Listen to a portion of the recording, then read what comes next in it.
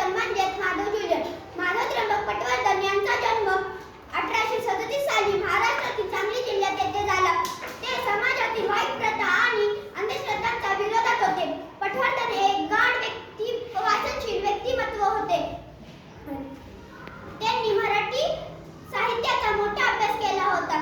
त्यांनी सत्संग, तत्वज्ञानाचा अनुभव आणि वेदांतिक तत्वज्ञान यांसारख्या कृत्यांचे लेखन केले.